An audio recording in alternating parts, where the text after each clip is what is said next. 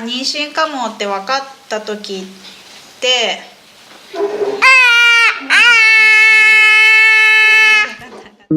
ブラログ。Hola, tudo bem? はるみです。ちょっと前のビデオでブラジルの病院のシステムがどんな感じなのかっていう話をしたことあるんですけど、今日はその病院の中でも出産にまつわるお話をちょっとしようと思います。私こっちで2回出産してるんですけど、日本での経験がないので日本と比べてどうこうっていう話はちょっとできないんですけども、ブラジルも私の場合はこうだったよっていう話です。でまず最初に言っておかないといけないのが、ブラジルって帝王切開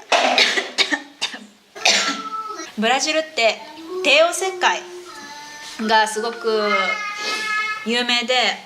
帝王切開王国っていうくらい、全体の7、8割は帝王切開で産むっていう数字を見たことあるけど、実際その数字っていうのはブラジルって貧困層とかだとちゃんと届け出しなかったり病院で産まなかったりとか、そういうのもあるからちゃんとした数字っていうのは出しづらいみたいなんですけど、でも普通に病院で産んで届け出してっていう人の数字で7割8割かな、そんなに多いのかな。でも実際私の実感としてはやっぱり周りにいる出産経験のある女性とかと話をしてたりすると、やっぱり7、8割っていうのもあながち嘘じゃないかなっていうくらいの割合でみんな帝王切開です。だから私はちなみに自然分娩っていうのかなで2回産んでますけど、そうやって言うとみたいな、すごい物珍しいっていうか、そういう目で見られます。最初にじゃあ病院に行くところから話そうかな。最初妊娠かもって分かった時って大体8割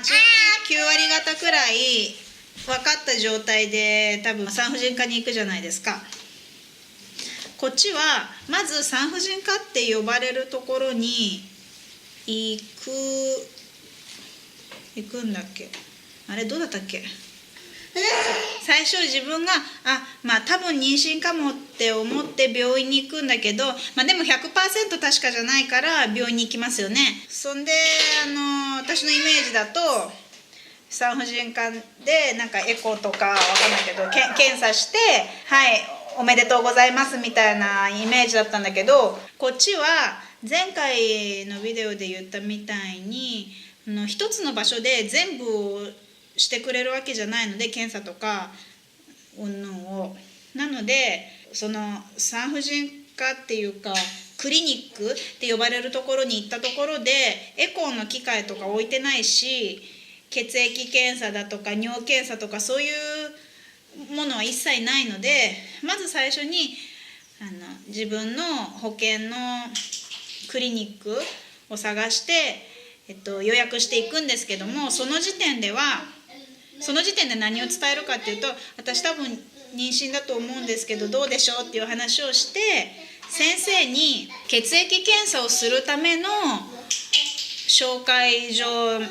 ていう紙をもらうんです。それだけです。なのでその一番最初にクリニックに行った時点では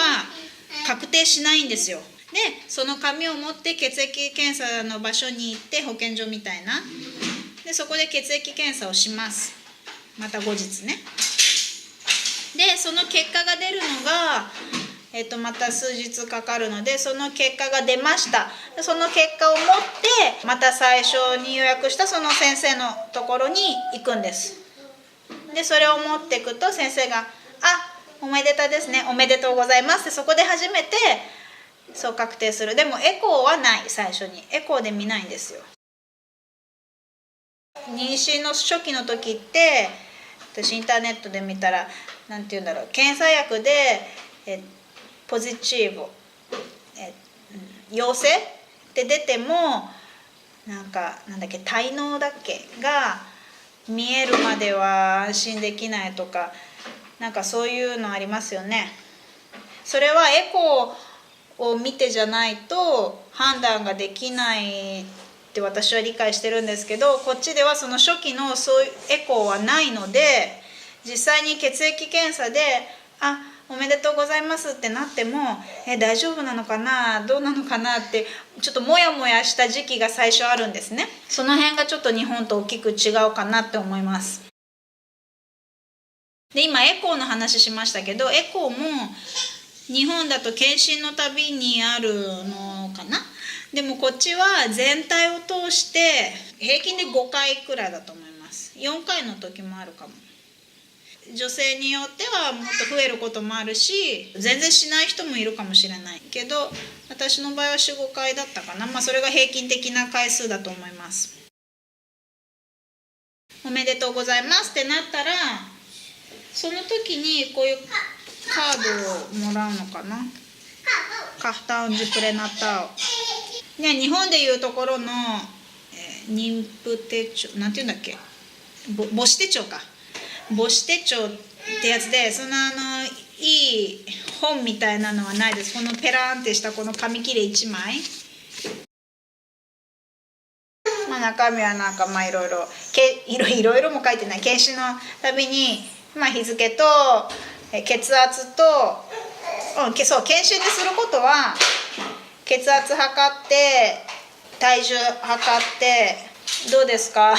て聞いて、もしなんか血液検査とかエコーとかの結果があればそれを先生に見せて何も問題ないねとか言って、基本的にそれで終わり。検診っていうのは話すだけだから、はいはいと。私の場合すごく、全部順調で毎回特にやり取りもなかったので、検診はいつも早いと5分とかで終わってました。でその検診時にもし、次回何週目でエコーを取る必要があるとかになると、成長のあれを見るためにその先生がまたその紙にじゃあエコーを取ってきてねって言ってその紙をくれるんです。そしたらエコー専門でやってるところに予約して、それも自分で探して予約してエコーを取りに行って、そうするとこうやってウルトラビジョンって書いてあるかな。ウルトラビジョンセンター。機械の性能とかもその場所によります。場所によるし、自分の保険にもよるし、私が入ってるのはもうほんと最低限のあれだし、こういうカボフリオっていうちっちゃな町だと場所探しも結構大変で、 3D で胎児、赤ちゃん見れるとかそんな機械の整ってるところはなかったので、もう本当に最低限のことしか私はしてないです。でそうやってエコーで検査したりすると、また次の検診、1ヶ月に1回の検診で次回持ってって先生に何も異常がないか見てもらうっていう感じになります。血液検査も全体で初期一番最初にやるのと中間でやるかな、で最後の方にやるか、3回くらい血液検査もするかな。エコーが 4,5 回、それから月に1回の検診、それぞれ違う場所に行きますけど、で最後臨月が近くなると検診の数が増えるとか、2週に1回になる、週に1回になるとかって言いますけど、私の場合は最後の最後まで月に1回しか検診には行ってなくて、しかも一番最後の臨月、一番検診が増えないといけない時に限って言うと、私の場合は逆に検診は一切なかった。もう陣痛待ちっていうのは、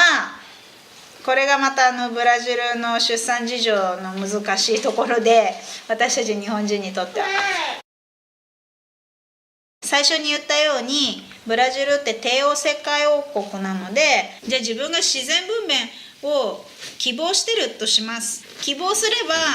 簡単にできるのかっていうと、これまたちょっと複雑で、先生探しが大変なんです。ちょっと長くなったので次回のビデオに分けます。出産編ということで、一部の視聴者の方にはあんまりピンとこない内容になってしまいましたが、今日はこの辺で